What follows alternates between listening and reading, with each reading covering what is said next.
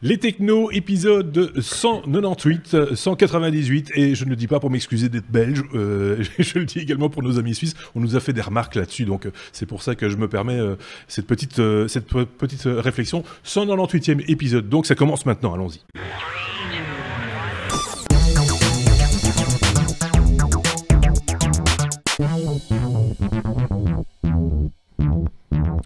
Finalement, je pense que tout le monde comprend bien le belge. Ou le suisse, d'ailleurs, soyons très clairs. C'est donc notre 198e épisode. On n'a toujours pas décidé de savoir si on faisait une fête ou pas pour le 200e épisode. Je sais pas, on peut déjà poser la question à mes deux petits camarades de chez informaticien.be, Sébastien d'un côté, Marc de l'autre. Est-ce que l'un ou l'autre a déjà une remarque à faire à ce sujet? Ja, zeker, toch niet, hè? On est belge ou pas? C'est du belge du Nord. Faut moyen, effectivement. Bah, je sais pas, oui, fête totale avec des masseuses et tout. Ah, c'est ça, oui, dans cet esprit-là. Seb n'a pas l'air de... champagne et... Non, je sais pas. Non, bah non plus, pour l'instant, j'ai pas beaucoup d'idées. Ouais. Tu sais, moi, j'ai une question, mais ça ne concerne que moi, c'était juste un truc comme ça, il y a 5 minutes, je me dis... on a fait quand même quasi 200, enfin pas quasi, mais là 198, ouais. Quasi 200 épisodes, ça fait quand même beaucoup d'heures. Ouais. Il y a des gens qui nous ont quittés, il y a une longue histoire. Je repensais à notre toute première fois, ils sont pas morts, hein. Non. Mais je pensais à notre toute première fois où on avait lancé le truc, mais c'était ailleurs. Et on était venu il y a 9 ans présenter ce qu'on faisait. Comme par un. Et je sais pas, j'ai un peu de nostalgie. Oui, comme par un. C'est ça, j'ai un peu de nostalgie de voir qu'est-ce que c'est devenu avec les années. Oui. C'est sûr. Voilà. Mais ça fait presque 10 ans, tu vois, qu'on fait un podcast. Pas faux. Oui, parce que globalement, ça fait autant de temps qu'on a monté notre boîte. Donc voilà, oui, c'est ça. Alors, pour résumer très fort, et comme ça, tout le monde ne sera pas perdu, parce que c'est vrai que c'est un petit peu private joke.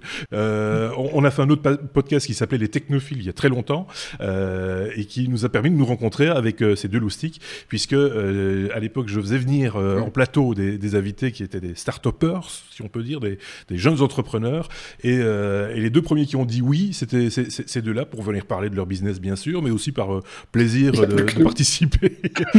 Finalement, tous les gens que j'ai fait venir, des startups que j'ai fait venir dans ce podcast, ils ont tous disparu. Et en tout cas, ou alors ils ont pivoté tellement de fois qu'on les appelle des toupies. Voilà, c'était donc une petite tranche d'histoire, si je peux dire. Il se passe plein d'autres choses aujourd'hui et ça a bien évolué, tu le faisais remarquer, Sébastien. Ça, c'est plutôt pas mal aussi. Je vais juste faire un petit aparté concernant le courrier des auditeurs. Pourquoi je bégaye, je sais pas pourquoi. Courrier des auditeurs, on a pas mal de remarques, je te donne la parole dans un instant, c'est pas mal de petites remarques à gauche à droite. Alors j'aime bien aussi regarder ce qui se passe sur Twitter de temps en temps, où je vois EcoGreenWriter, c'est un pseudo j'imagine, qui nous dit qu'on est toujours au top, c'est gentil de le dire, et qui se régale à nous écouter sur les routes néerlandaises, et des fois il continue à rouler, il roule au gaz donc ça va, pour finir l'émission qui dépasse, quand ça dépasse l'heure, il est obligé de rouler plus longtemps. Donc j'imagine qu'il fait les deux derniers épisodes, il va être quelque part aux alentours de Moscou là pour le moment. Oui, j'espère qu'il tourne en rond et s'il va tout droit effectivement. En tout cas, merci pour cette remarque. Je vais repasser la parole à Seb, comme ça je suis sûr qu'il y avait un truc intéressant à dire en plus, Seb. Oui, tu dis le courrier des auditeurs, je pense qu'on n'a pas réagi depuis, où on avait une auditrice, mais c'était pas de Suisse, et c'était un fake, non? Qui avait répondu sur YouTube. Non, je pense qu'on a des auditeurs. Non, c'était du Luxembourg. C'est possible. Bon, mais si elle existe vraiment... non, il y en a. Si on en aurait au moins une, tu vois. Selon les statistiques, 1,2% de nos auditeurs sont des auditrices. Donc, voilà. Donc il y a des morceaux d'auditrices. Bricolo Mulot et Mulot, j'avais dit tiens c'est peut-être un pseudo effectivement, et effectivement il me rappelle que c'était lui-même un podcasteur de La Vie des Moutons, vous vous rappelez La Vie des Moutons, qui avait dit beaucoup de bien sur les technos il y a quelques temps et qui reste un fidèle auditeur et qui avait une remarque intéressante concernant DuckDuckGo dont on a parlé Marc la semaine dernière avec l'histoire de Apple Maps, etc. Je vous renvoie à l'épisode précédent, on va pas refaire la news ici. Il disait que l'histoire DuckDuckGo et les moteurs de recherche Safari, et Safari plutôt, c'est le grand amour depuis pas mal de temps, puisqu'apparemment c'est natif dans Safari, on retrouve DuckDuckGo de manière classique, habituelle, nous dit-il. Je fais un un biais dans sa phrase, mais voilà. Donc c'était une remarque qu'il nous faisait en passant. C'est vrai que ça me paraît pas totalement idiot ce qu'il nous a écrit, mais Non, je peux pas confirmer, n'ayant pas tous les jours un Mac sous la main, mais on va lui faire de toute façon, j'imagine que pour avoir donné patte blanche à un moteur de recherche pour pouvoir intégrer directement ces résultats, avoir une cross-licence avec un truc comme un nouveau produit comme Apple Maps, oui, c'est quand même une certaine marque de confiance derrière, une certaine relation. C'est pas au premier pecno venu qu'on va donner ça. C'est clair. Indépendamment des pépettes qui est derrière, évidemment. J'aime aussi la remarque de William qui fait un petit sondage. Combien de personnes ont léché leur écran pendant toute l'émission au lieu de cliquer sur les pouces levés? C'était une référence à... C'était l'histoire du personnage qui avait léché une sonnette pendant 3 heures. Hein, c'est ça. Là aussi, je vous renvoie à l'épisode... je fais tellement de pub pour l'épisode 197 qu'il va être plus écouté que celui-ci. À force.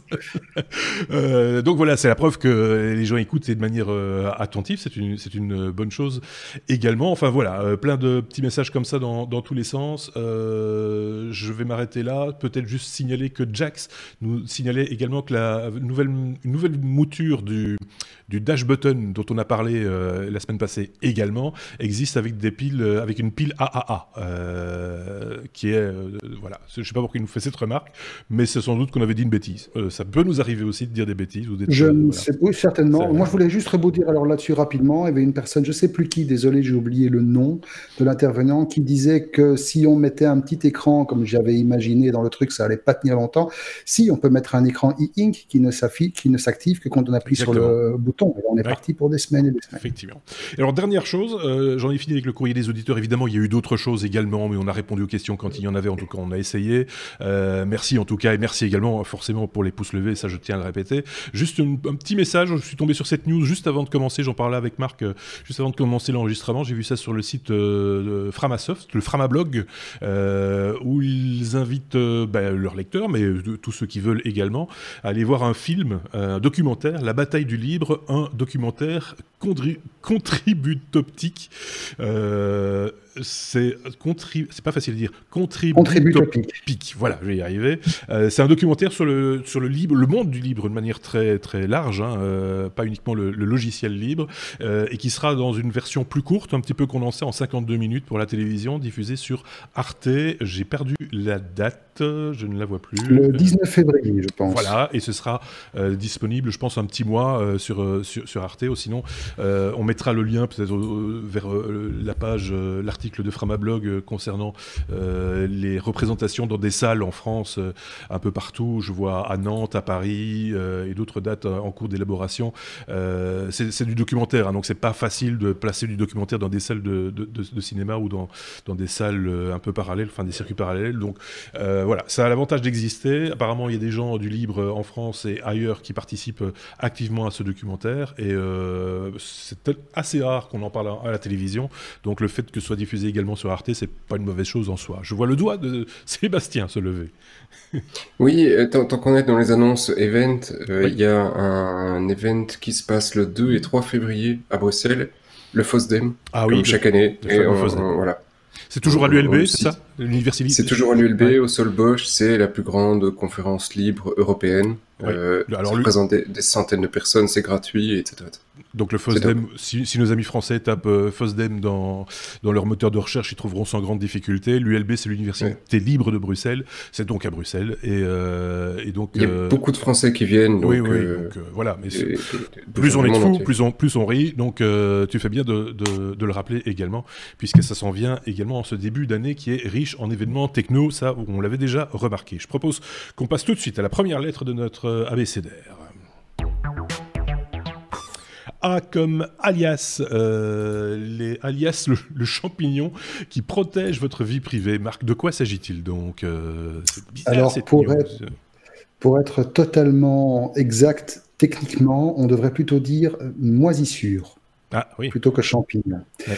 Et pour les wannabe mycologues qui veulent faire une petite recherche, en fait, le bidule en question va s'inspirer d'un champignon qui s'appelle le cordyceps, qui est en fait un champignon capable de parasiter un hôte afin de lui faire accomplir certaines actions contre sa volonté, dans le but ultime d'assurer sa propre reproduction. Donc généralement, c'est un champignon qui va, ou une moisissure, ou un parasite végétal qui va s'implanter dans un insecte, qu'il va zombifier et qu'il va amener là où il veut rejeter ses propres spores. Ça, c'est pour l'image, pour montrer d'où ça vient.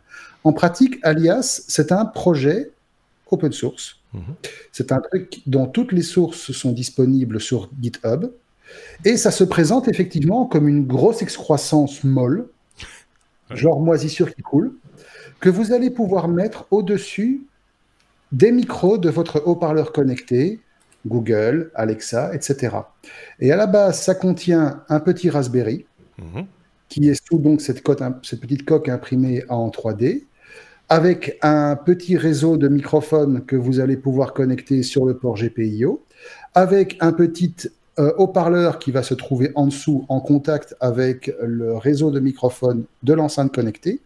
Et en fait, le truc va simplement se limiter en permanence à diffuser un bruit blanc qui va parasiter complètement les capacités d'écoute de l'enceinte connectée, en s'assurant de cette manière que rien de ce que vous pourrez discuter entre vous ou dire ne filtrera. Alors je sais, on va déjà m'objecter que tous ces appareils normalement disposent d'entrée de jeu d'un petit interrupteur qui est censé débrancher l'écoute des micros, mais bon, on sait tous que voilà, faut pas trop faire confiance non plus aux boîtes qui sont derrière ces trucs. On va dire ça comme ça simplement, sans rentrer dans la polémique. Et là où ça devient sympa, c'est que vous allez en fait entraîner le logiciel qui est embarqué sur le Raspberry, qui va apprendre à réagir à votre voix, qui va apprendre à réagir à des mots-clés, et qui, lorsque vous avez une demande à passer à votre enceinte, va désactiver le bruit blanc pour que ce que vous demandez au Raspberry soit transmis au petit bidule qui est en dessous. Je trouve l'idée sympa, c'est en libre. Et pour ceux qui ont envie de mettre les mains dans le cambouis et en même temps de s'assurer un surcroît de confidentialité dans l'utilisation d'une ancienne connectée, ben voilà, c'est toujours bon à prendre. Moi, j'ai trouvé ça sympa. Moi, j'avais vu un truc qui était encore beaucoup plus simple que ce que tu viens d'expliquer. C'est juste un capuchon. Et c'est retirer la prise. Non, c'est une espèce de capuchon, une espèce qui ressemble à une espèce de morve, entre guillemets, qui vient se positionner sur le... Et ça coule aussi, et donc c'est un petit peu particulier. Mais c'est vrai que ça pose question, ces systèmes posent question. J'en discutais encore avec un ami il n'y a pas longtemps, qui me disait jamais chez moi, je veux pas de micro hors de contrôle dans mon habitation, je veux pas, voilà. C'est vrai que ça pose des interrogations, puisqu'apparemment ce truc peut écouter en permanence, quoi. Mais j'ai quand même un petit doute sur la confidentialité. Je vais te raconter un petit truc qui m'est arrivé la semaine passée. Dans le domaine des bitonios, puisqu'on est tous fous de bitonios, je me suis acheté ma première ampoule connectée. Mais ampoule connectée sans pont. Donc, tout est dans l'ampoule, directement. Tu la vises dans son bulbe, etc. Et ce truc est connectable en Wi-Fi, évidemment, et répond sur Alexa et sur Google. J'ai pas de Google Home chez moi, j'ai pas d'Alexa. Mais j'ai Google sur mon téléphone. Bon, comme un grand gamin de 50 ans, je me suis amusé à jouer avec, et allume la veilleuse, éteins la veilleuse, allume la veilleuse, éteins la veilleuse.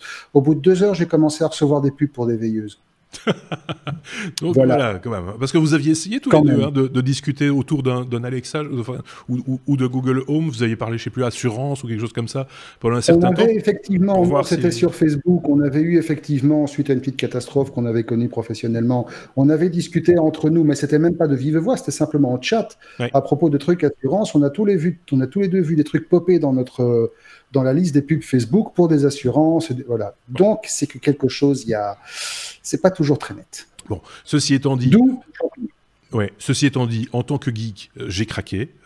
J'ai commandé un Google Home Mini parce que j'ai craqué, mais à une mesure raisonnable, entre guillemets, et une de ces ampoules connectées sans pont, une LifeX, je pense, je connais pas les spécifications exactes.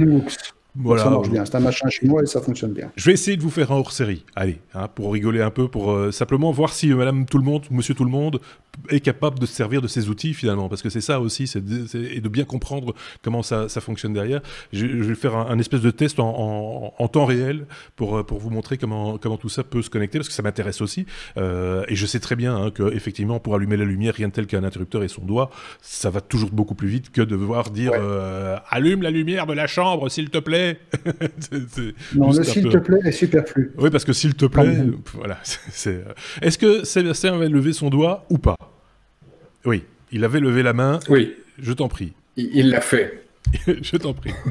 Je voudrais juste dire, si vous voulez faire plus simple pour raccourcir entre le livre et une enceinte connectée qui filtre, il y a 2 projets, je pense que j'en ai déjà parlé à l'époque. Il y a Mycroft et Jasper, qui sont effectivement deux projets d'enceintes connectées qui font du text-to-speech et du speech-to-text pour reconnaissance vocale et inversement. Donc voilà, si vous avez peur de ce qui se passe, vous pouvez contrôler. Vous n'avez peut-être pas les mêmes résultats, mais vous pouvez contrôler ce qui se passe. Donc c'est aussi une façon de se sécuriser si on veut vraiment aller au bout de l'idée et se servir de ces outils. On verra quelle sera l'évolution, le futur de ces fameux outils. Est-ce que ça va disparaître un petit peu comme la télévision 3D dans les limbes des nouvelles technologies. Cette chose-là, tu vois, avec les lunettes, etc. Enfin, on va voir si ça va est-ce que ça va durer, cette histoire? Ça dure déjà depuis un moment, mais est-ce que ça va perdurer? Est-ce que le grand public, entre guillemets, va accrocher? On va voir. Hein, ça, c'est une autre histoire.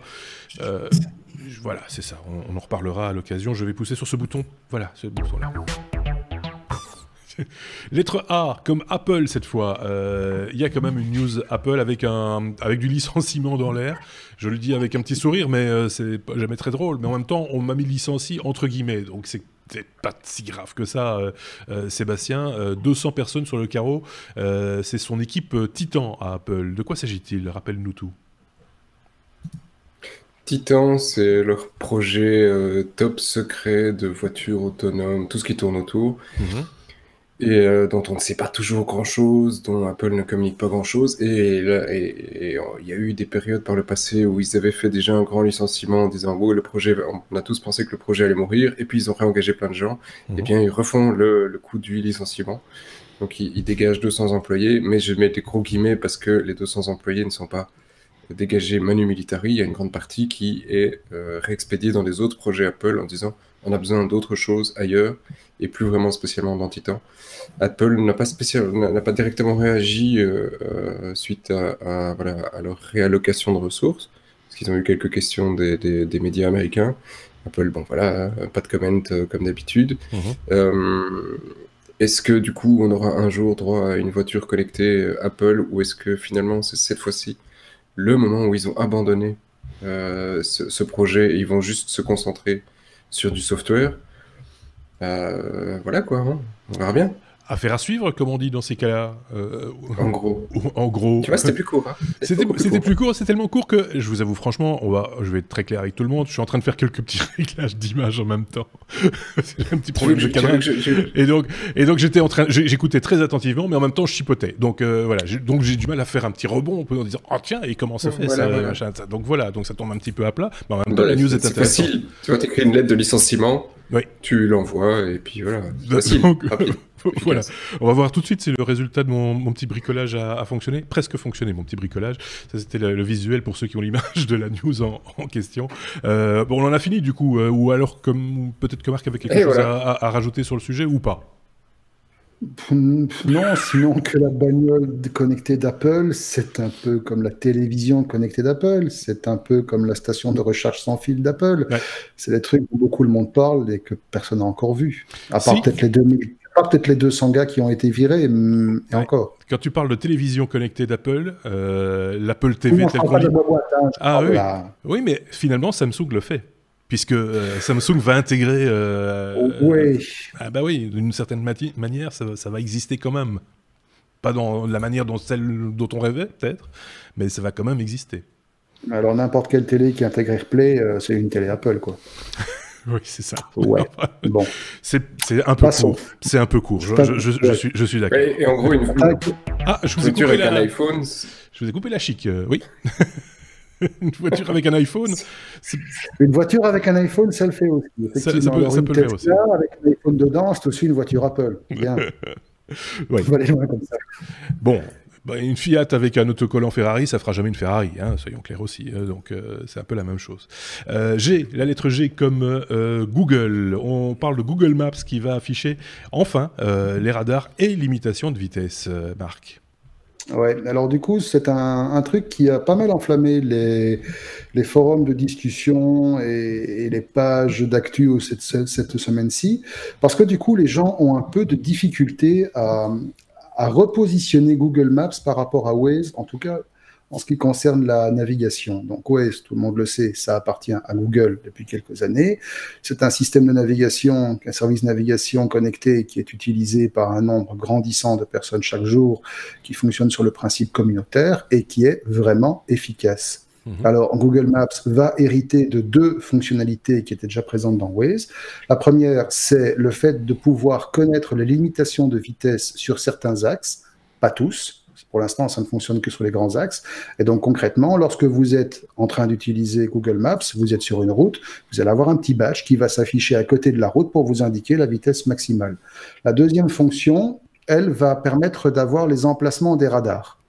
Pas tous, c'est un peu logique. Et de nouveau, sur les grands axes pour le moment. Donc, les flics qui aiment bien se planquer sur les petites routes, dommage, il faudra quand même respecter la limitation là. Alors, ce sont des fonctionnalités qui vont être déployées dans plusieurs pays. Dans un premier temps, aux États-Unis, en Inde, en Indonésie, au Mexique, au Royaume-Uni et en Russie et au Brésil. Pour l'instant, ça s'arrête là. Il n'y a encore rien qui parle d'un déploiement dans d'autres pays. On sait juste qu'en France, vu que c'est là que la news a surtout été débattue cette semaine-ci, la partie qui consiste à donner l'information sur l'emplacement des radars de vitesse, là par contre, il faudra faire l'impasse dessus, vu qu'il y a une réglementation spécifique en France qui interdit ce genre de choses.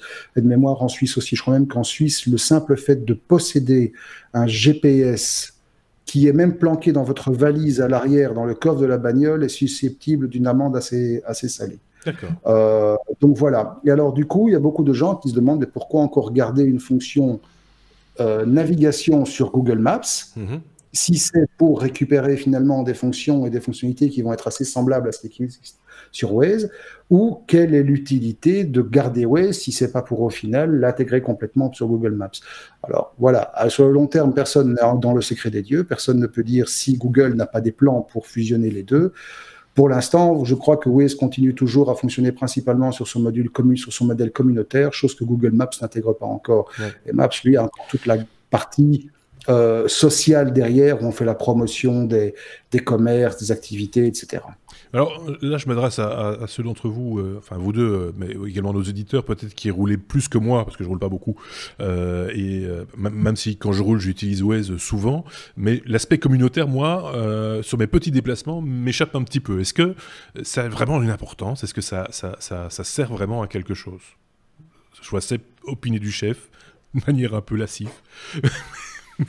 Ça a du sens, ça a du sens. Tout simplement parce que sans l'aspect communautaire, tu n'aurais pas l'emplacement des radars mobiles. Ah oui, bah évidemment. Les contrôles de police. Et les travaux aussi. Et les travaux. C'est ça, je trouve pas ça le plus important. Bien sûr, effectivement, il y a les radars, il faut faire attention, mais il faut prôner le respect des règles. Non, mais ça t'apporte plein d'autres choses. Le fait de savoir où est le trou dans la route, où il y a une voiture, où il y a un accident, où il y a des bouchons. Et l'aspect communautaire sur les bouchons, il est 100 fois plus important que les radars. Depuis que, personnellement, j'utilise Waze, je suis quasi sûr d'arriver à l'heure à laquelle il me le dit. Aucun autre GPS ne m'a effectivement amené à l'heure à 52, s'il me disait à 52 tiers.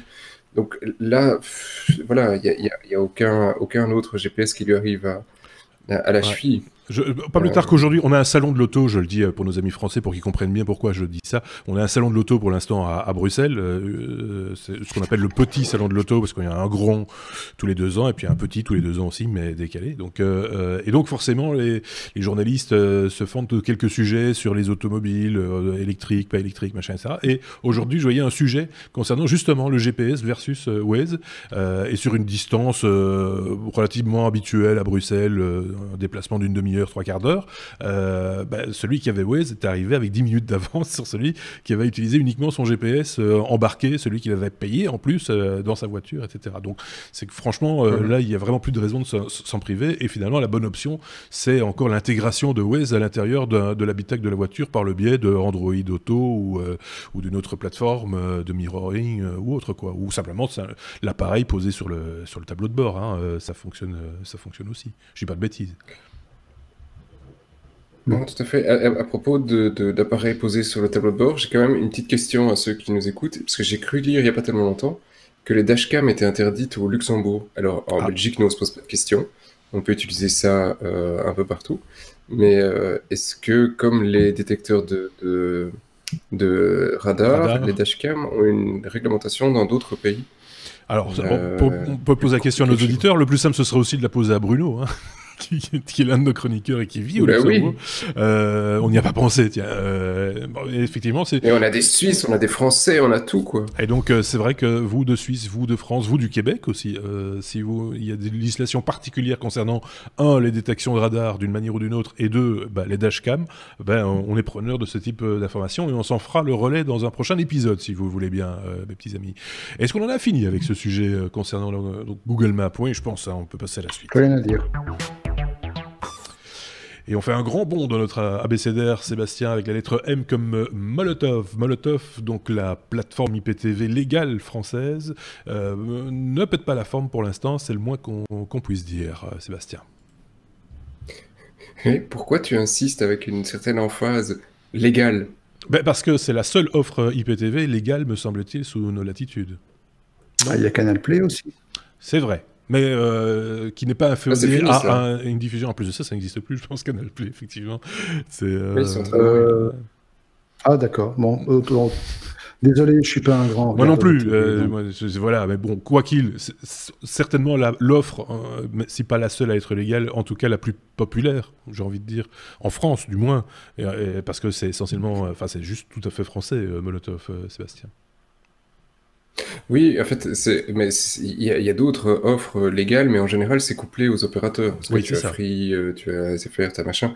Mais Molotov est la seule qui, à ma connaissance, est effectivement totalement autonome de ce côté-là, indépendante. Et donc, ça fait quand même déjà depuis quelques années, 2016, 2019, donc 3 ans que le truc est sur les rails, avec un résultat quand même assez appréciable, parce que l'interface, pour l'avoir essayé, c'est pas mal, c'est fluide, voilà, c'est un peu ce qu'on attend du truc. La qualité est un petit peu en deçà au niveau de l'image par rapport à ce que tu peux espérer, mais bon, voilà, c'est des points de vue qui se débattent pendant des heures. Mais le truc est indépendant et malheureusement est disponible qu'en France. Hein. On en a discuté par le passé de comment on peut l'avoir en Belgique. Allez voir dans nos vieux numéros, on va pas faire le débat, mais il y a moyen de l'avoir en Belgique. Le problème, c'est que Molotov, ils n'ont pas fait de levée de fonds, ils ont eu quelques murs avec d'autres groupes de médias en France, hein, TF1, M6 pour ne pas les citer. TF1 aussi. Et donc, oui, voilà, et M6 aussi. Ben oui, tu as dit M6 et je rajoute TF1, donc on peut tourner comme ça. J'avais dit TF1 et M6. Ah, je pensais que j'avais pas compris. Virgule. Virgule. Virgule. M6. Virgule TF1. Et donc voilà.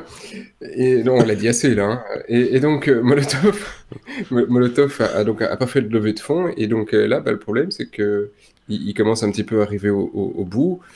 Et ils vont... Alors pour le moment, il n'y a rien d'officiel. Il y a pas mal de démentis, effectivement, sur Twitter ou ailleurs. Donc il y a un des cofondateurs de Molotov qui a dit sur Twitter: nous démontons toute opération d'achat. Donc il faut savoir qu'il y a 2 options. Une option, c'est ils se font racheter par un gros comme Alice, Altis, Canal+, Orange, etc.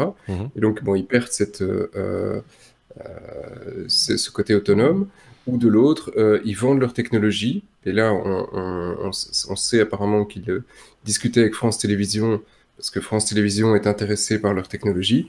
Mais si c'est le cas, effectivement, France Télévisions rachète la technologie et ils tankent le reste. Donc Molotov est bon pour la poubelle.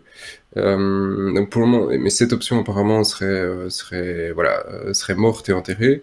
Reste l'option finalement de se faire racheter par un autre grand groupe qui pourrait en tout cas subvenir aux besoins de Molotov.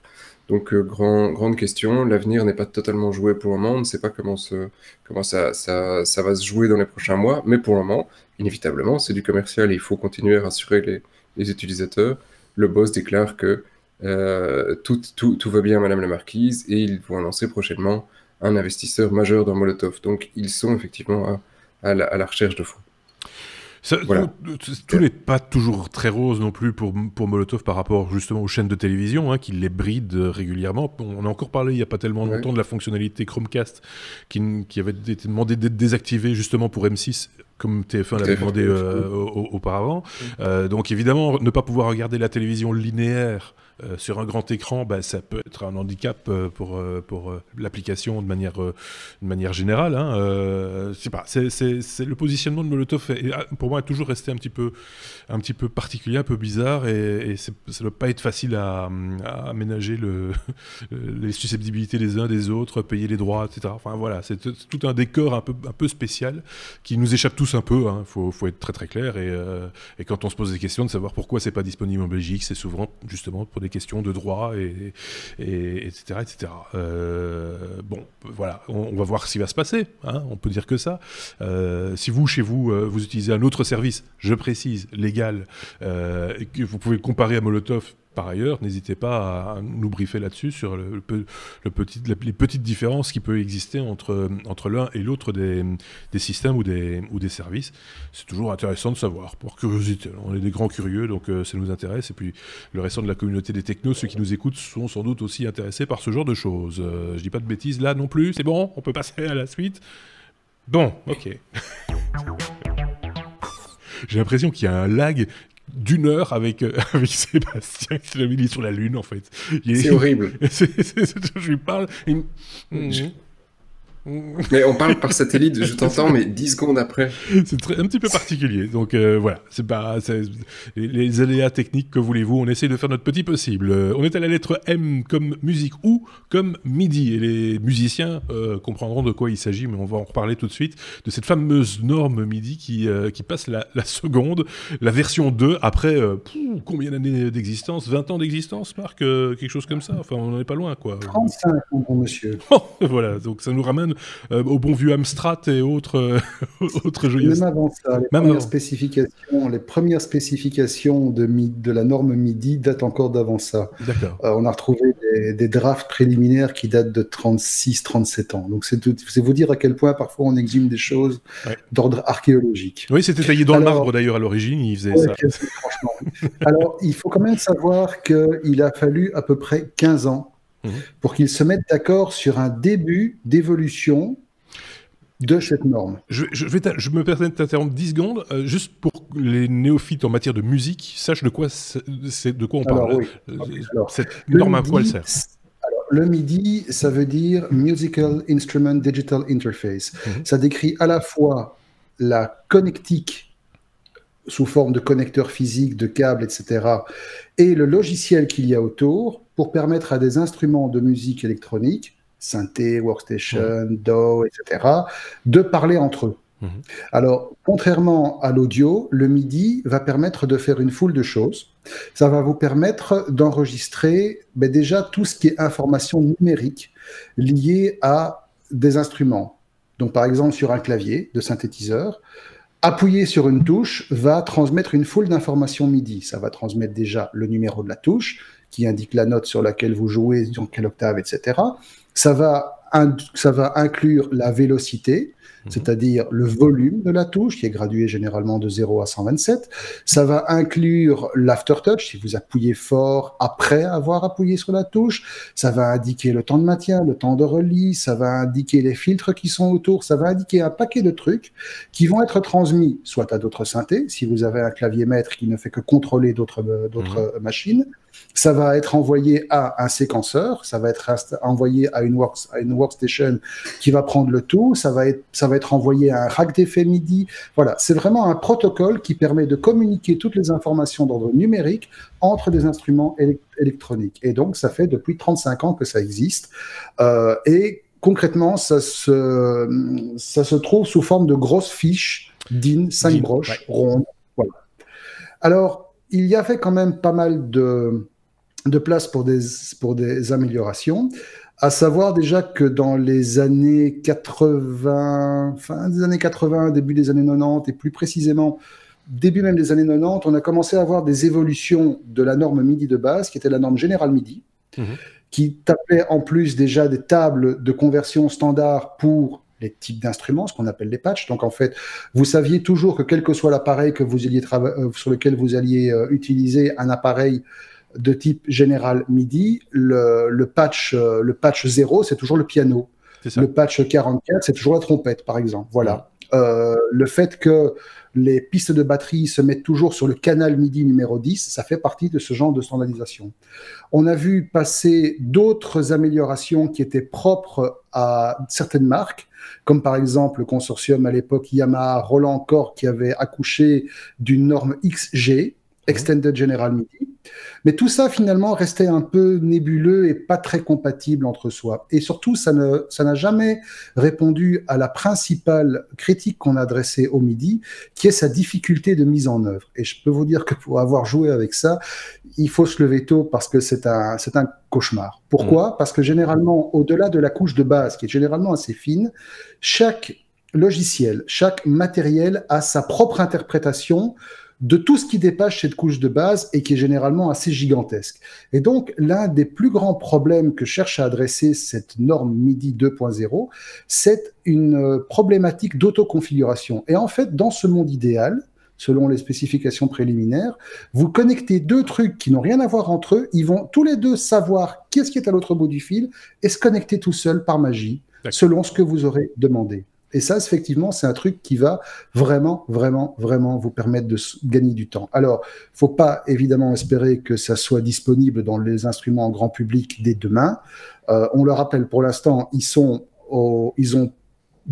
annoncé la mise à jour sous forme d'un prototype de réglementation. Il faudra après que ce soit formalisé par une organisation qui s'appelle la MMA, qui n'a rien à voir avec le catch. Hein. C'est un truc... les assurances. Les assurances, c'est un consortium mondial qui s'occupe de la standardisation du MIDI. Mais ils espèrent que la norme finalisée sera disponible sous forme implémentable dans le début des années 2020. Et qu'on pourra voir débarquer rapidement après les premiers instruments. Et ça va s'accompagner aussi, probablement, d'un changement de connectique. Ils vont laisser tomber le pin 5 broches pour passer au bed cable jack. D'accord. Pas plus mal non plus. Il y avait eu des tentatives justement de simplification du câble aussi, avec des extensions, etc. Oui. Chacun y a été un petit peu à sa sauce, parce que le truc, le MIDI, moi je l'ai toujours compris comme ça, c'est le truc par lequel il faut de toute façon passer, parce qu'il n'y a que ça, soyons clairs. C'est un mal nécessaire. En gros, c'est même un mal nécessairement absolu, et un mal absolu. Il faut passer par là. Tous les morceaux de musique que vous entendez, de musique électronique ou autre, sont passés par des séquenceurs, et ces séquenceurs ont enregistré les fameuses données dont tu parlais. Tout le monde y est passé. Et c'est pour ça que maintenant, on voit de plus en plus, pour répondre à ce genre de problématique, apparaître, j'en ai encore acheté il n'y a pas longtemps, un petit clavier maître. On voit apparaître des appareils qui embarquent des presets qui correspondent aux différentes implémentations MIDI de tous les logiciels phares. Là, j'ai acheté un petit clavier maître. Dans les réglages de base, vous avez une trentaine de presets qui vont correspondre à Logic Pro, Ableton, Sonar, les grands noms des logiciels pour le chose. Parce que c'est physiquement, à moins d'avoir vraiment une patience d'ange et vraiment de vouloir en faire un sacerdoce, c'est physiquement impossible, si on veut rester mentalement cohérent, de passer des nuits à configurer un truc MIDI jusqu'au bout des ongles. Oui, c'est ça. Petite information au passage, le MIDI, ça ne se cantonne plus maintenant uniquement à la musique, hein, c'est devenu un véritable... un standard dans la production audio et vidéo. Pas uniquement, en simple remote d'un objet distant, on se sert aussi maintenant de protocole MIDI ou apparenté au MIDI.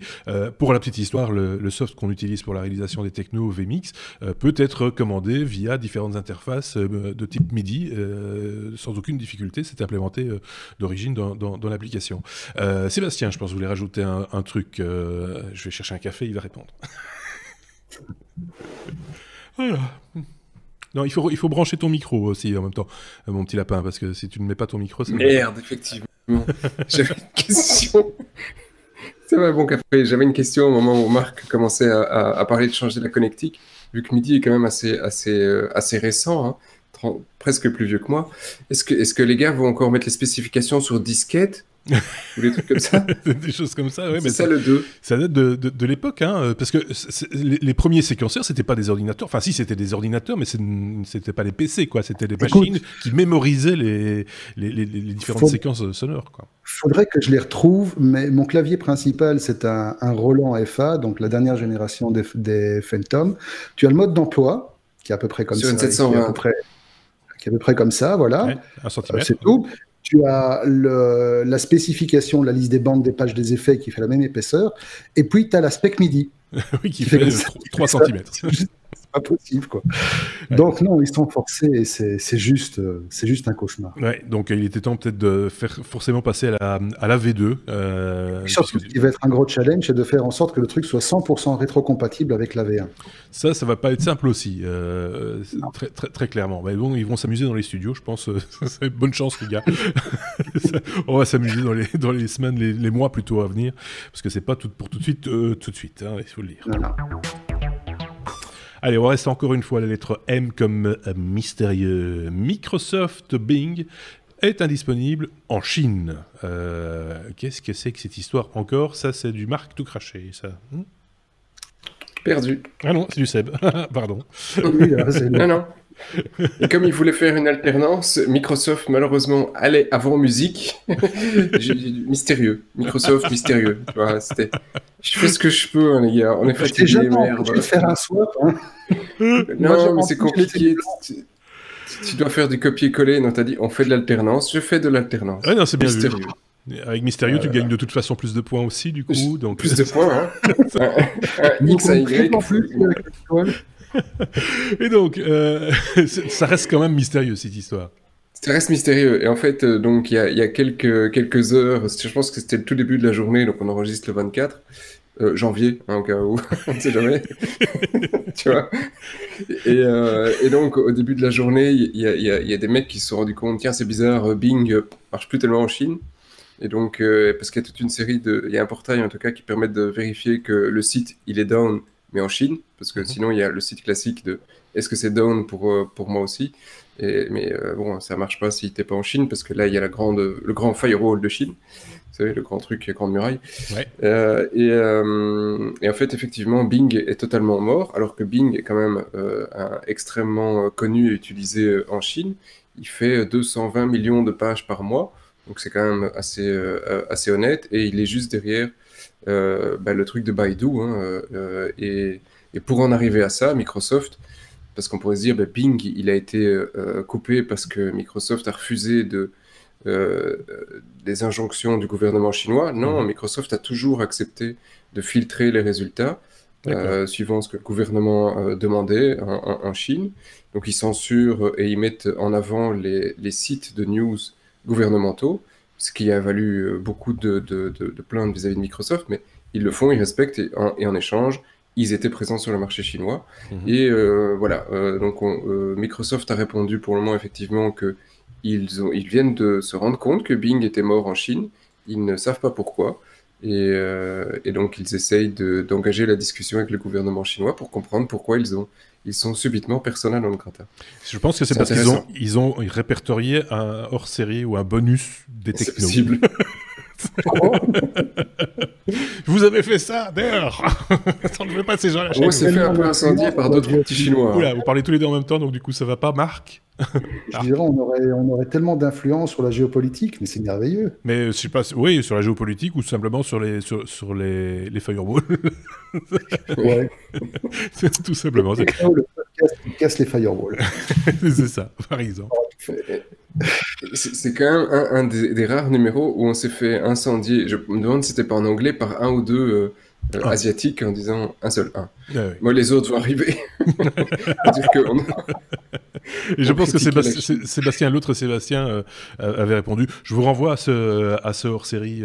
C'était un bonus même, je pense, qu'on avait réalisé avec l'autre Sébastien concernant, et avec Bruno et moi. Et Bruno, non, c'était Bruno, non, je sais plus. Bref. Ouais, c'était Bruno et moi. Et donc, concernant donc les technologies mises au profit de l'État chinois, hein, je résume très très fort, mais et donc avec tous les dérives possibles imaginables. Donc je vous renvoie vers ce hors-série. Vous le retrouvez dans la liste, il n'est pas très très loin et la vignette est très rouge. tu es déjà prêt, tu as le pull ligné pour aller en prison. C'est ça.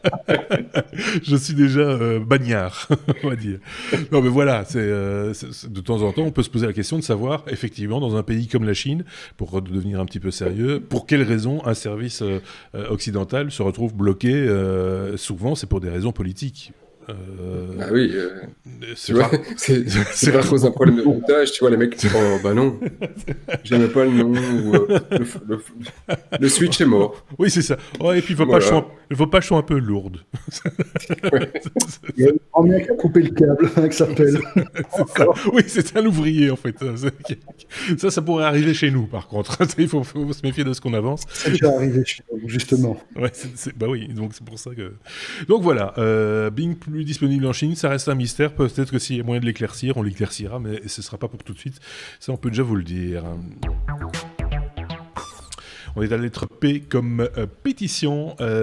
Facebook lancera un outil destiné aux pétitions en ligne. Ils ne savent plus quoi inventer Facebook pour l'instant, j'ai l'impression, pour essayer de ramener un petit peu des usagers, les rendre ou les réactiver, entre guillemets, parce qu'il y a quand même beaucoup de monde qui s'est un petit peu distancié de la plateforme depuis les événements de l'année. Je n'ai pas envie de les cibler un par un, mais de l'année 2018. C'est qui s'y colle pour le coup? Là, je pense que c'est Marc. Hein, ouais, c'est moi, mais je suis encore en train d'essayer de gratter parce que tu nous avais envoyé un lien juste avant qu'on commence. C'était quand même un truc assez exceptionnel. Qu'un de nos auditeurs, et je l'avais dit la semaine passée, un de nos fidèles auditeurs suisses. Merci pour l'info. Oui, suisse, battant, qui souvent documente chaque épisode par quelques liens supplémentaires. Et ben là, il l'a envoyé aujourd'hui même, je pense. Je l'ai directement répercuté. Il est fort. Il est très fort. Il a senti. Il nous l'envoie avant qu'on en ait parlé. Oui. Exact. Et donc, on fera un petit adaptation. Si on en parle, c'est parce qu'il nous l'a envoyé, gros couillon. Et pourtant, il est suisse. C'est arrivé plus tard. Pour insulter en live. Oui. Ils sont très indisciplinés, mes petits camarades. Ils parlent en même temps. Je suis complètement désolé parce que quand ils parlent en même temps, on comprend rien du tout de ce qu'ils disent. Ça devient du chinois. Ça va nous faire des auditeurs en plus. Ça. Donc, Marc, tu disais, Marc disait. Je disais non, simplement les technos, le podcast qui insulte ses chroniqueurs en direct live. Non, c'est pas vrai. Voilà. Alors, donc. On en était aux pétitions. Voilà. On reviendra sur le truc de battant tout à l'heure. Oui. Alors, comme d'habitude, c'est un truc expérimental qui débarque d'abord aux États-Unis et probablement dans le but de se redonner une légitimité après tous les malheureux épisodes qui ont émaillé sa vie de ces derniers mois. Facebook a décidé de se lancer dans ce qu'ils appellent les Community Actions, c'est-à-dire un nom bien ronflant pour désigner des pétitions, bêtement. Alors, c'est un truc qui va permettre, comme vous pouviez créer des événements en quelques clics, ou des groupes en quelques clics, ou des pages en quelques clics, vous allez pouvoir créer une pétition en quelques clics, de nouveau, avec un titre, une image, une description, et le but de la pétition, et puis après, à votre communauté, à faire en sorte que ça se... On buzz autour, on en parle, on tag des personnalités qui sont capables de relayer la chose, et voilà. Donc, grosso modo, c'est une fonction, comme il en existe déjà des dizaines dans d'autres sites, dans d'autres plateformes. Le fait que Facebook essaye de se diversifier là-dedans est plus ou moins une non-information. Mais voilà, comme on peut pas faire un numéro de podcast sans glisser une petite faute. Il fallait bien qu'on trouve le truc pour parler d'eux. J'adore parce que il casse lui-même sa news d'une manière assez radicale. J'ai rien d'autre à en dire. Voilà, Facebook fait une pétition et c'est pas disponible en dehors des États-Unis. Mais ça rejoint ce que je disais en introduction, c'est qu'ils essayent des choses. Ils ont lancé un truc aussi pour toucher les plus jeunes, un truc qui s'appelle LOL, si je ne dis pas de bêtises, et qui va permettre de référencer ou de partager plus facilement des mèmes.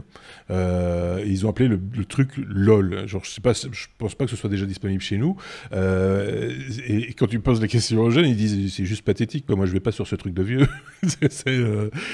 Donc voilà. Je pense qu'ils font des moulinets avec leurs bras pour essayer de récupérer les gens qu'ils ont perdus, comme je le disais en 2018 et peut-être aussi au début de cette année-ci, avec différentes fonctionnalités, plus ou moins. Voilà. C'est un peu du vu, du revu, du digéré.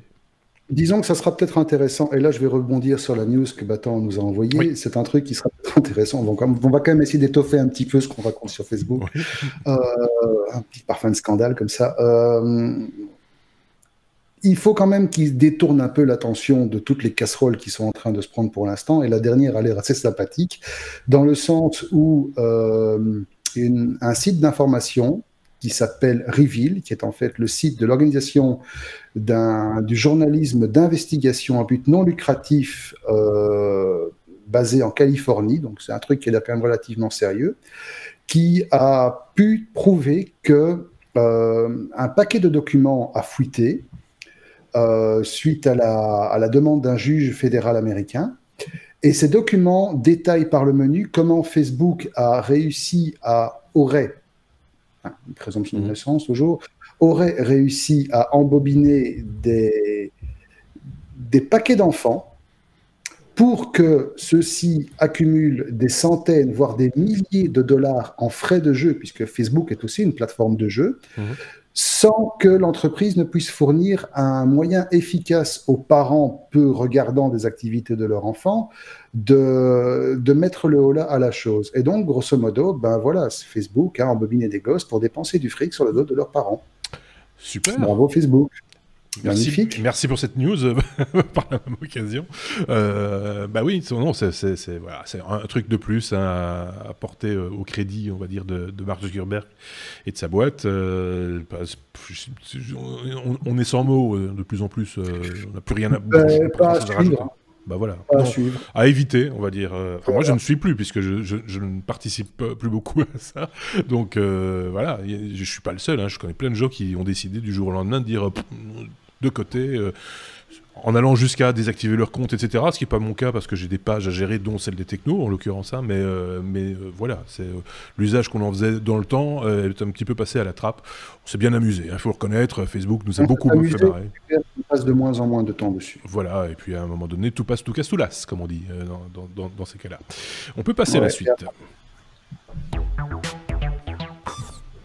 J'entends que sur la Lune, il y a, je ne sais pas ce que c'est un aspirateur ou un bruit chez Sébastien, un ventilateur à mon avis, il y a une machine qui souffre. Je ne sais pas ce qui se passe depuis là tantôt, mais c'est pas... Oui, dis-moi. Vous m'en voulez aujourd'hui? Je m'en vais. Si c'est comme ça, je m'en vais. Non, il faut rester parce que tu vas parler de Samsung, et Samsung qui se sépare d'un ancien de la division batterie. Il faut que tu nous expliques et que tu remettes ça dans le contexte, Sébastien. C'est ça. Et alors maintenant, s'il y a un petit bruit de fond, ce n'est pas forcément que le ventilateur, mais des petits qui courent et qui vont se laver, enfin soit. Et donc, ça peut arriver aussi. De la vie dans ce podcast. Oui, il en faut. Podcast vieux. Et donc... Voilà. Je vais changer le sous-titre. c'est magazine web et high-tech. Non, magazine de vieux. Donc Samsung...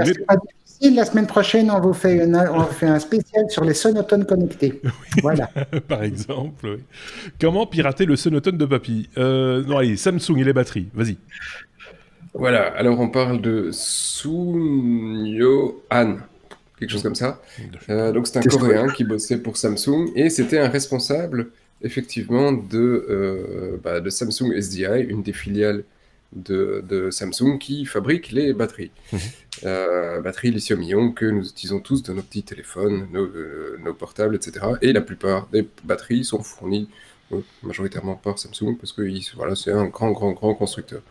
Y compris les batteries qui sont utilisées par Apple. Et Apple, plutôt que d'essayer de continuer à bosser avec tout le monde, essaye de construire tout par lui-même. Et là, ils ont été débauchés, le mec qui s'occupait de ça chez Samsung, donc il est parti chez Apple.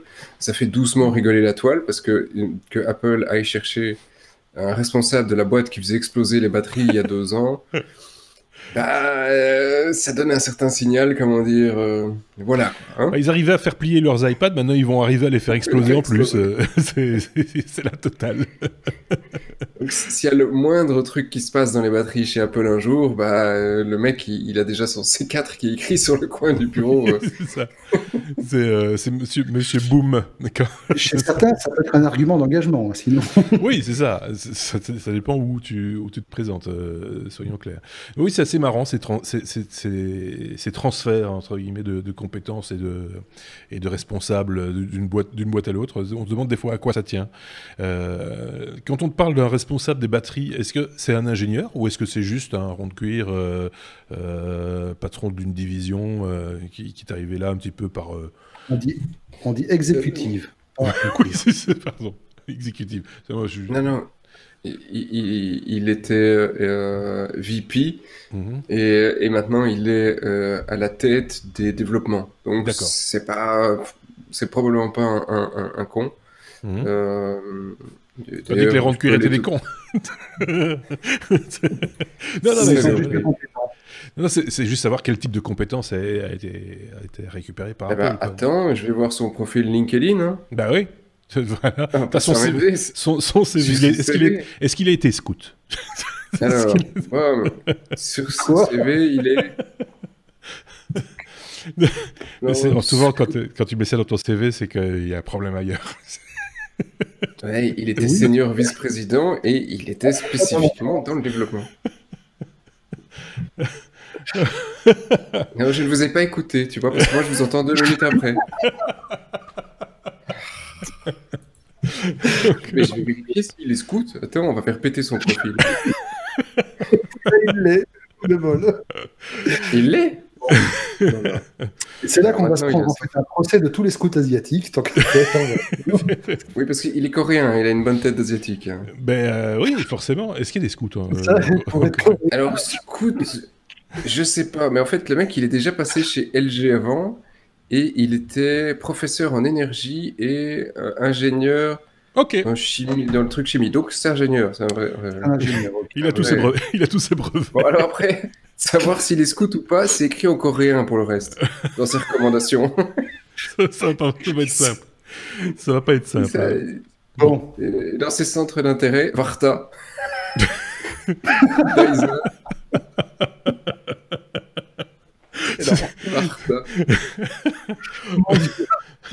Bon, en tout cas, comment s'appelle-t-il ce brave homme Sun Yo-han. Eh ben, il nous aura bien fait rire. C'est le moins qu'on puisse dire. Merci à lui, rien que pour ça. Il nous aura fait exploser de rire. T'es comme Tesla. Alors, malgré des bons résultats, c'est souvent comme ça chez Tesla, on licencie. C'est aussi c'est pas drôle, remarquez. Hein, mais... Non, c'est pas drôle. De nouveau, c'est 7% d'effectifs dans les dents, donc 7% des personnes qui travaillent chez Tesla. 3000 personnes quand même hein, qui vont devoir dégager, tout en mettant la charge et la pression sur les épaules de ceux qui restent, que de devoir augmenter la cadence de production. Alors, évidemment, Elon Musk veut réduire les dépenses, tous les efforts qui ont été consentis pour arriver à mettre le niveau de production de la modèle 3 où il est aujourd'hui ont coûté très, très, très, très cher. Et donc, les investisseurs, à un moment, disent coupe le robinet, parce que ça va comme ça l'hémorragie. Et donc, il faut commencer à revoir la rentabilité de la boîte. Donc, c'est 3000 personnes qui vont se retrouver sur le carreau. Alors, de mémoire, je vais peut-être dire une connerie, mais il me semble que la même info, toujours dans les boîtes qui sont gérées par Elon Musk, a fuité à propos de SpaceX, non? Il y a aussi des licenciements sur le carreau. Oui, sauf que si je ne dis pas de bêtises, Tesla n'est plus géré directement, en tout cas, par directement. Et voilà, ça reste quand même... Son spectre resté plane au-dessus. Voilà. Sans doute, mais je pense que c'est le premier geste fort du nouvel administrateur, appelons-le comme ça. Il y en a un autre. Hein. Il y en a un autre qui fait beaucoup moins plaisir, parce que finalement, pour les conducteurs de Tesla, Le fait qu'il y ait 3000 personnes qui se retrouvent sur le carreau, bon, c'est triste, mais ils s'en tapent un peu, il faut dire la vérité. Par contre, ce qui fait beaucoup moins plaisir, c'est le fait que Tesla a décidé d'augmenter fortement le tarif de ces superchargeurs à travers le monde, vu qu'on sait que ce n'est plus gratuit. Oui. Vous achetez une Tesla, vous avez un quota de kilomètres que vous pouvez utiliser, mais ça reste relativement anecdotique par rapport à ce qui était avant. On parle de 1600, 2000 kilomètres. Avant, c'était illimité. Faut quand même savoir que le prix moyen du kilowattheure à la pompe, si je puis dire comme ça, a quand même augmenté de 33% d'un coup. Oui. Ça fait mal. Oui, en même temps, ça reste bon marché par rapport à l'essence. Hein.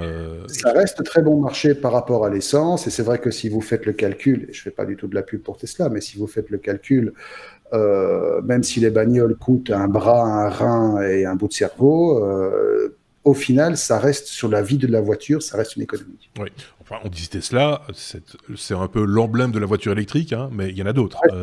Électrique, même si pour l'instant on se pose toujours à terme, parce que c'est une problématique qui est trop...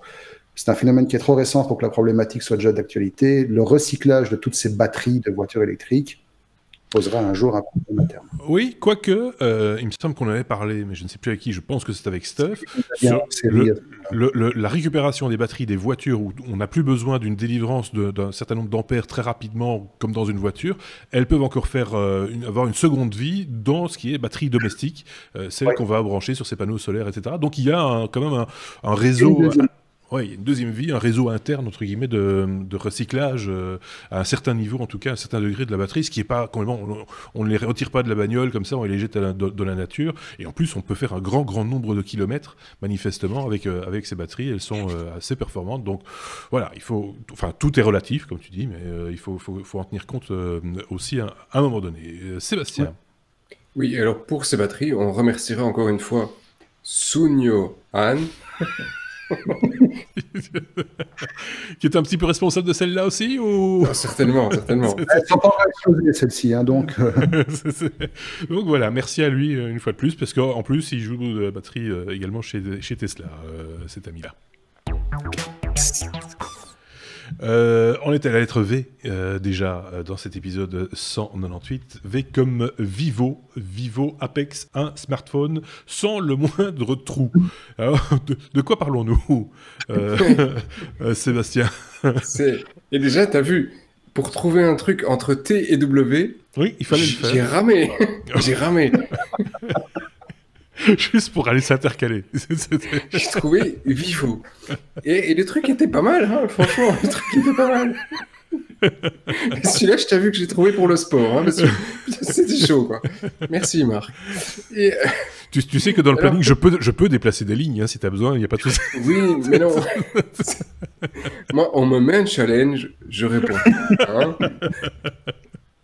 Après le 10-year challenge, le Line Interconnection Challenge. C'est trouvé. Et donc, Vivo, alors c'est une marque chinoise apparemment aussi, ou un truc comme ça, asiatique, là j'ai pas pu, j'ai jamais entendu parler de ce truc, non. Un peu importe. Et ils font des smartphones, hein. Tu dis, ah là putain, c'est pas parler de smartphones, on s'en fout quoi. Hein. Mais en fait c'est drôle, c'est c'est encore un truc que nous on ne connaît pas, hein, Vivo, ouais, voilà. Si quelqu'un connaissait Vivo, qu'il en parle. Hein. Mais en fait, donc, c'est bien des Chinois. Et donc, les mecs, ils ont quand même réussi à de nouveau à sortir un smartphone qui grille les grandes marques sur 2-3 points. Alors après, ce qu'ils vont suivre, c'est une question, mais ils ont viré tous les trous. Donc, Apple, il a viré le jack, et puis il y a un Chinois qui s'est réveillé un matin, il a dit « Ouais, putain, c'est fort ça. Ils ont viré le jack, on va virer tous les autres trous. » Et ils ont tout viré. Donc, il y a plus de boutons pour le power, il y a plus de boutons sur le côté, il y a plus de boutons pour pour rien. Ils ont viré tous les trous. Donc là, ils peuvent en faire un truc vraiment étanche. Oui, grosso modo, tu pourrais. Donc, si tu veux l'allumer, tu dois appuyer sur l'écran. Enfin, tout se passe sur l'écran. Il y a juste le seul tout petit trou, c'est pour le micro, parce que c'est vrai que c'est difficile, voilà, autrement. Sinon, c'est tout. J'imagine qu'il doit y avoir un tout petit trou aussi pour pouvoir apparemment, non. déloquer la petite trappe pour la carte SIM, non? Non, parce qu'il n'y a pas de carte SIM, il n'y a pas d'endroit pour... C'est une SIM, quoi. Ouais. C'est un seul truc, et donc il n'y a pas. Et alors, évidemment, tu ne sais rien rajouter, mais tu pars quand même avec un Snapdragon 855, donc le top actuellement, la 5G, 12 Go de RAM, 256 de stockage, Donc c'est du high-end. Ouais. Ça doit pas être donné. Ça doit pas être donné. Ça doit pas être donné. Malheureusement, ça, on ne le saura qu'au Mobile World Congress parce qu'il sera annoncé officiellement là. Et donc d'ici un mois, on pourra voir les specs. Moins cher. Moins de trous, moins cher, je sais pas. Dans le fromage, ça se vérifie pas en tout cas. Mais après, t'achètes pas. Bon, voilà, c'est un smartphone sans trou. Un smartphone sans trou, oui, c'est très particulier. C'est bizarre, hein. Ouais. Mais en même temps, pourquoi pas voilà, si ça le rend réellement étanche, ou en tout cas, voilà, ou pour différentes raisons, simplement esthétique, simplement, voilà. Faut voir le prix de ce truc aussi. Donc voilà. Qu'est-ce que tu veux qu'on rajoute à ça? Pas grand-chose en fait. Mais c'est tout. Voilà. Attendez, parce qu'il n'est pas pliable. Ces garçons, à mon avis, même s'ils ne se ressemblent pas physiquement, sont jumeaux. C'est pour ça qu'ils démarrent toujours en même temps quand on dit quelque chose. Ils répondent au taquet tous les deux. Marc, tu disais quoi? Est-ce qu'il est pliable? Comme le Huawei là qu'on a vu plié dans tous les... Ouais, c'est un truc un peu particulier. Non, il n'est pas pliant celui-là. Non, il n'est pas pliant. Il n'est pas pliant, il n'explose pas non plus. Il n'a rien de... Pas encore non plus. En fait, il n'a rien de particulier. Si ce n'est qu'il n'y a pas de trou. Il n'y a pas de trou. Et qui commence par un V, c'est Vivo. C'est Vivo. Et comme ça, on a une lettre V. Juste avant... Oui. On a découvert une marque qu'on connaissait pas, c'est génial. Oui, c'est ça. Ils en vendent des millions apparemment. Vivo, pas chez nous. Ils sont derrière Huawei. Non, pas chez nous, mais apparemment c'est une grande marque chinoise. Bon, affaire à suivre si vous connaissez Vivo et si un appareil sans trou vous excite. N'hésitez pas à le faire savoir. Allez, il fallait bien quelque chose juste avant la lettre W, ça c'est fait. W comme oui mais non, il y en a un cette semaine de oui mais non avec cette histoire un peu particulière, l'auteur d'un double meurtre trahi par sa smartwatch. Il fallait que ça arrive un jour cette histoire-là. Ouais, c'est saloperie les smartwatches, on sait jamais, ça peut toujours vous trahir. Oui, c'est ça, voilà, c'est la trahison. preuve qu'on vous dit que ces saloperies enregistrent tout ce que vous faites à votre insu. Trahison. Totalement, voilà. Bon, maintenant, le type en question ne va pas pleurer sur son sort, il a quand même dézingué 2 hommes, 2 gangsters apparemment aussi, donc voilà. Même pas en même temps, il y en a un qui a été dézingué en 2015, l'autre en 2018, et l'auteur des faits, manque de bol pour lui, il avait une smartwatch connectée, Garmin, en l'occurrence. Je ne sais pas en quoi le fait que ce soit une Garmin ait une importance, mais les articles qui en parlent disent bien que c'était une Garmin, lors de ces actes. Et le problème, c'est que grâce aux différents recoupements des fichiers de police et de ce qu'on a pu trouver comme information en extrayant les infos du GPS de sa montre, on a pu déterminer que c'est bien lui qui était là où il était quand les faits ont eu lieu. C'est con, il vient de condamner à la prison à vie. Voilà. Faites jamais confiance à votre smartwatch. Seb avait un truc à rajouter. Je sais pourquoi on met la marque. C'est parce que le monsieur, c'était une vilaine Garmin. Voilà. Alors, on était très... Celle-là, elle est forte, hein? Non. Non, je pense que notre auditeur qui se déplace en nous écoutant sur les routes néerlandaises va regretter d'avoir dépassé sa maison. Ça, pour le coup, voilà. Non, mais c'est juste... Non, mais là, on va quand même lui dire qu'il faut arrêter de pleurer et que, voilà, il faut ouvrir les yeux quand on conduit, monsieur. Oui, c'est ça. Bon, voilà, c'est un peu... Enfin, il faut s'attendre à un moment donné à être trahi par la technologie. On le voit, enfin, ça fait un moment déjà que on piste les smartphones, on les borne, comme on dit, pour savoir quand telle ou telle personne se trouve à tel ou tel endroit, des choses comme ça.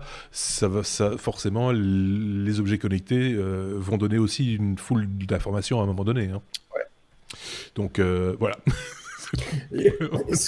Non, pas voilà. Non, ce que l'article ne dit pas, c'est est-ce que on l'a confondu à cause de sa montre ou sa montre l'a confondu, tu vois, c'est-à-dire est-ce qu'ils ont réussi à aller choper que c'était lui en demandant aux différentes sociétés chez, par exemple, effectivement Garmin ou d'autres, en disant oui, en fait, on a le gars là, ou est-ce que c'est en chopant le gars là, ils ont vu qu'il avait une montre, ils se sont dit magie.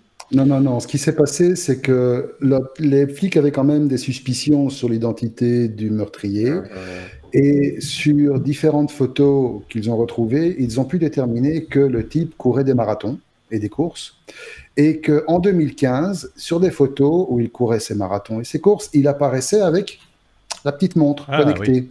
Et donc, sur base de ces suspicions, ils ont fouillé chez lui, ils ont trouvé la fameuse montre en 2018 et ils ont analysé les données GPS qui ont prouvé qu'il était bien là où il prétendait ne pas être.